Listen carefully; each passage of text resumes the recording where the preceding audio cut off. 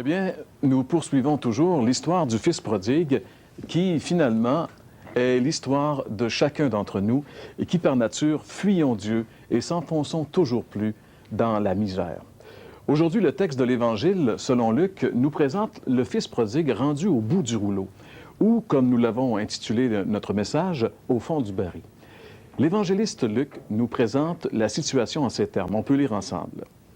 Quand il eut tout dépensé, une grande famine survint dans ce pays-là et il commença à manquer du nécessaire. Évangile selon Luc, chapitre 15 et le verset 14. Quand il eut tout dépensé. Deux petits mots qui expriment une réalité tragique. En réalité, c'est la fin du rêve qui arrive. Comme dit le proverbe, toute bonne chose a une fin. Mais malheureusement, quand ça va bien, on s'imagine que ça va toujours bien aller. Mais tel n'est pas le cas. Ce jeune homme insouciant n'avait pas prévu que sa fortune avait une limite. Cela nous rappelle que ça ne va pas toujours bien dans la vie. Qui que nous soyons, nous serons tôt ou tard dans notre vie confrontés à des problèmes, que ce soit d'ordre monétaire, comme ce fut le cas pour M. Bellotto qu'on a entendu tantôt. Ça peut être des problèmes de santé physique ou encore de santé psychologique. Et si l'on vit sans Dieu, c'est seul que nous devrons faire face à ces dures réalités de la vie. Si on veut vivre notre vie sans Dieu, nous serons obligés, un jour ou l'autre, d'affronter les conséquences terribles de notre choix, sans Dieu, seul et sans ressources. Une grande famine survint dans ce pays-là. Au moment même où ce jeune homme réalisa qu'il n'avait plus d'argent, il est dit qu'il y a une grande famine touchant la région où il était. On peut dire qu'il n'est vraiment pas chanceux. Comme dit le proverbe, un malheur n'arrive jamais seul. Mais ça devient vraiment très dramatique pour lui. Cela veut dire qu'il ne pourra pas compter sur les autres pour l'aider, parce que tous sont dans la misère. Il y a une famine qui touche tout le monde. Vous savez, être dans le trouble et ne pouvoir compter sur personne, c'est toute une détresse. Peut-être que la situation du Fils prodigue ressemble à ce que vous vivez présentement. Peut-être qu'au contraire, vous êtes au-dessus de vos affaires, que tout va bien, mais quoi que ce soit, il existe une difficulté qui est commune à tous les hommes et dans laquelle aucun autre être humain ne peut nous aider. C'est le salut de notre âme.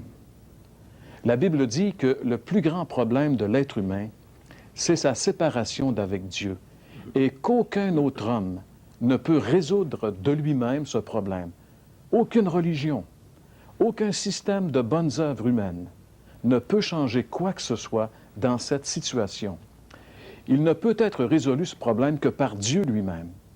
Et ça, c'est la raison d'être, justement, de la venue du Fils de Dieu sur la terre. Jésus, un jour, a dit cette parole. Il a dit, « Je suis le chemin, la vérité et la vie. Nul ne vient au Père que par moi. » C'est une parole qu'on peut lire dans l'Évangile selon Jean, chapitre 14 et le verset 6. Dans l'histoire de notre Fils prodigue, il est dit qu'il commença à manquer du nécessaire. En réalité, il commença à réaliser l'ampleur de sa détresse. Pour la première fois de sa vie, il sut ce que ça voulait dire être affamé. Jamais il n'avait connu rien de tel chez lui, chez son père, où il était dans l'abondance. Il réalisa tout à coup qu'il était devenu un misérable. Mais savez-vous que par nature, aux yeux de Dieu, nous, les hommes, nous sommes tous des misérables? Même le grand apôtre Paul a dû faire la dure constatation de ce fait. Comme lui-même nous le rapporte dans son épître aux Romains, on peut lire ensemble ce verset dans l'épître aux Romains, chapitre 7, où il dit « Malheureux que je suis, qui me délivrera de ce corps voué à la mort? » Vous savez, pour réaliser qui nous sommes vraiment, il faut parfois atteindre le fond du baril. La vie sans Dieu se termine très souvent, assez rapidement, dans le fracas des illusions. Moi qui croyais être quelqu'un de très important, je réalise finalement que je ne suis absolument rien. La vie sans Dieu laisse complètement vide. La vie de la recherche effrénée des plaisirs du monde se termine toujours par la famine. La Bible nous révèle quelque chose de très révélateur à ce sujet. Il nous est dit dans l'Épître de Paul aux Romains, chapitre 6 et le verset 23, « Le salaire du péché, c'est la mort. » Ça veut dire que si on sert le péché, nous allons avoir un salaire. Si on vit dans le péché et pour le péché, tôt ou tard, un salaire va nous être payé. Mais ce salaire, c'est la mort. La vie sans Dieu laisse l'homme complètement vide. Elle épuise tout. Les ressources monétaires, la santé physique et la santé psychologique. Vous savez, la Bible nous dit qu'il y a une saison de plaisir dans le péché. Il y a vraiment du plaisir dans le péché. Mais vient ensuite une récolte très amère. Le vieux prophète de l'Ancien Testament, le prophète Jérémie, l'avait depuis longtemps révélé. Lorsqu'il avait dit ces paroles qu'on lit ensemble, ces paroles qu'on retrouve dans la Bible, Jérémie dit « Tu sauras et tu verras que c'est une chose mauvaise et amère que d'abandonner l'Éternel ton Dieu et de n'avoir de moi aucune crainte, dit le Seigneur. » La vie sans Dieu ne peut pas procurer de satisfaction durable. La vie sans Dieu ne réussit jamais à assouvir. L'incroyant a toujours faim. Il a toujours soif d'autre chose.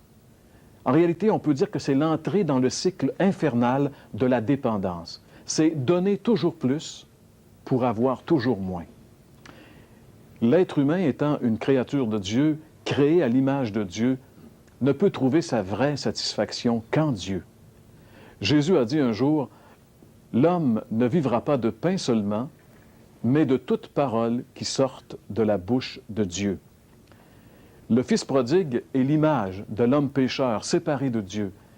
C'est le portrait de chacun de nous. La Bible dit « Tous ont péché et sont privés de la présence glorieuse de Dieu. » C'est ce que le Fils prodigue était en train d'expérimenter. Le Fils prodigue ne trouve rien loin de son Père, sinon que déchéance et effondrement total. Vous savez, l'homme pécheur, séparé de Dieu, meurt littéralement loin de Dieu, malgré tous ses gadgets et ses possessions matérielles.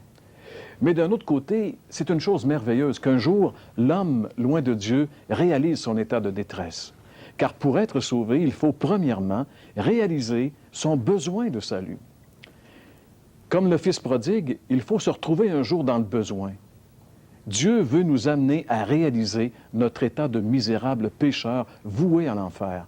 Ça, c'est le rôle de Dieu, le Saint-Esprit. Quand Jésus était ici-bas sur la terre, parlant du Saint-Esprit qui allait venir, il a dit, quand il sera venu, c'est-à-dire le Saint-Esprit, il prouvera au monde qu'il s'égare au sujet du péché, de ce qui est juste et du jugement. Parole de Jésus rapportée par l'Évangile de Jean. Réalisez-vous, mes amis, que votre vie est une parfaite déconfiture? Vous vous retrouvez peut-être au fond du baril? Eh bien, si c'est le cas, c'est merveilleux, parce que Dieu travaille dans votre vie. Et il est temps pour vous maintenant de revenir au Père, de prendre le chemin du salut. Jésus a dit, « Je suis le chemin, la vérité et la vie, nul ne vient au Père que par moi. » Alors nous t'invitons à venir à Jésus maintenant, sans tarder, juste lui confier ta vie, juste lui dire, « Seigneur, je reconnais aujourd'hui que j'ai raté ma vie parce que j'ai voulu vivre sans toi. Eh bien maintenant, Seigneur, je te donne ma vie, prends ma vie et fais de moi ce que tu veux. Seigneur, je suis le Fils prodigue qui revient au Père. »